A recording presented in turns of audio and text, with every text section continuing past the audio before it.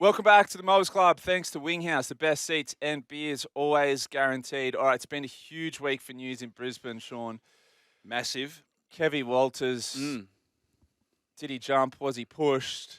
Well, Who's coming in next? so it was Kevin Walters has been sacked, but then about 24 hours later, it was Kevin Walters has stood Step down. down. That's Very, like very saying bizarre. Josh Adokar given permission to negotiate with Yeah. other clubs. All righty then. All right. The man who's been breaking this story all week, I read another big story last night about a certain potential coach meeting with said Broncos. Really?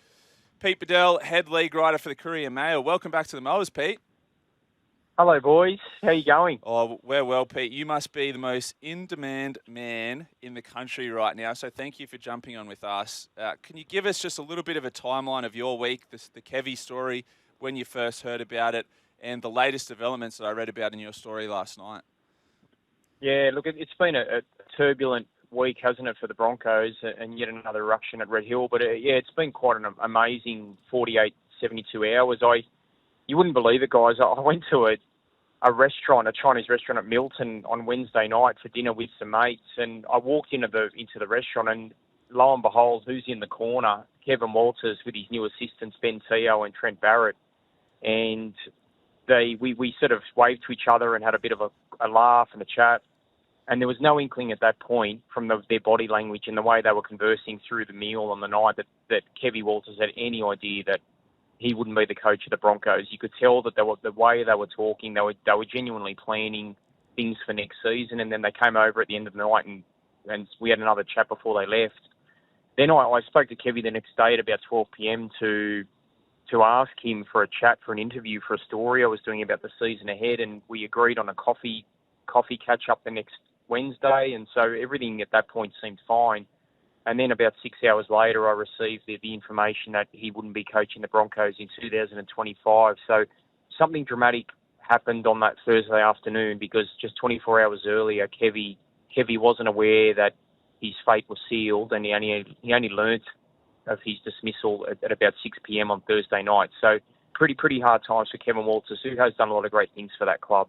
Mate, what can you tell us about this ill-fated for Kevy, this end-of-season review? So it sounds like the review's obviously wrapped up during that window of time that you just spoke about. I want to know who's actually done this review. Is it internal, external? What are they actually, looking at? Apart from obviously the wins-loss column this year, he's had a lot of things go against him as well. But can you just unpack that end-of-season review for us?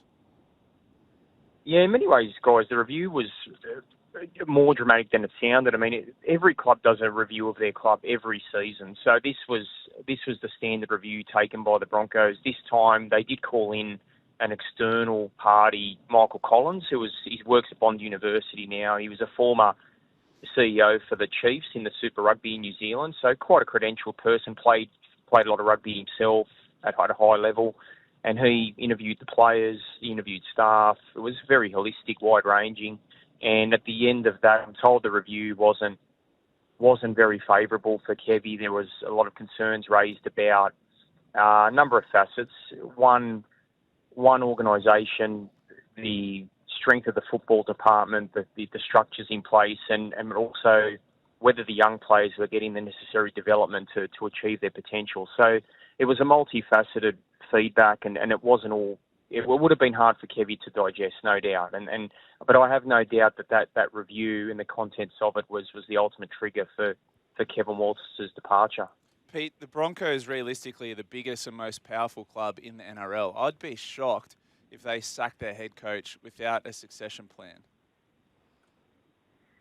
Yeah, good point, Magus. Look, I always say if you're going to sack a coach, you have to have someone that you think is better in place. And I believe the wheels have been in motion. I believe they've got a firm plan B. For me, from the information I've got, that plan B is Michael Maguire, the current New South Wales Origin coach. Now, he hasn't got the job. I know that he's had some preliminary negotiations with the Broncos. There's no deal done at this stage. I know they want to move swiftly. They want a new coach in place for the upcoming pre-season in November. So I think you might find a deal will be done with their next coach in the next week or two. But at this stage, I think Maguire's the preferred candidate, and I'd be surprised if a deal wasn't done shortly, because Madge has a real passion to do the job. He's prepared to walk away from the Blues, and if they can come to the right financial terms, I think Michael Maguire will coach the Broncos in 2025. So you touched on it then. He would be prepared to walk away from that New South Wales gig to take up this opportunity, because there were some pretty strong comments from ex-Broncos legend Shane Webcke throughout the week, sort of that touched on that. But you're saying he would definitely drop that gig. I mean, I think we're all assuming that he couldn't do both, right? Yeah, that's right. So he wouldn't be able to do both. He would walk away from the job at the Blues, and the New South Wales Rugby League wouldn't stand in his way. He's contracted for 2025, but that would be rescinded. And look, guys, I just think this talk about the Broncos needing a Queensland coach is nonsense. They've gone down the path of hiring Queenslanders. I mean, they had Anthony Seibold. He's a Queenslander. He failed miserably. They had Ivan Henjak. He was born in Croatia, but that didn't work for him. And then they went with Anthony Griffin, who's a Queenslander as well, and he didn't have great success. So I just think, for me, I don't care where they're from, just get the best coach and the guy that you think is the best fit to drive your standards moving forward. Well, the Courier Mail, the biggest paper in Queensland, saw it fit to make their lead writer a New South Welshman in Pete Bedell.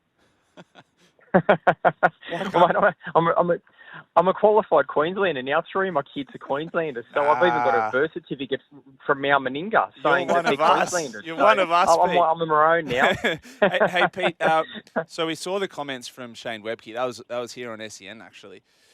Didn't seem all that supportive of having Michael Maguire. The old boys who've caused a lot of problems for past coaches, are they going to support Michael Maguire, or is he up against it here? It's a good point. Look, guys, ultimately, I think the old boys just want success for the Broncos. I don't think they'll ultimately care who coaches the club as long as they win premierships. I mean, if Michael Maguire wins a comp for the Broncos, do you think they're going to care that he's born in the ACT? I just think, ultimately, the old boys, the club has listened to them. I mean, they didn't want... when Kevin Walters was appointed, they wanted Kevy. They listened to the old boys because they were considering Paul Green for the job. The old boys had a strong push for Kevin to get the job, to unify the club again. The Broncos acceded to those requests from the old boys. They got their wish. It now hasn't worked out. So it's not like the old boys' sentiments haven't been taken on board. Ultimately, I just think if the old boys want success for the Broncos, they have to buy into the next appointment. And if that next appointment is Michael Maguire, we'll get behind him, push for him, and let's hope he gets success for the club, because the Broncos, when they're great, rugby league is a better sport. What does it mean for, what are the knock-on effects, though, from this? Pat, you obviously mentioned the 2 assistants that have come in, Ben Teo and Trent Barrett.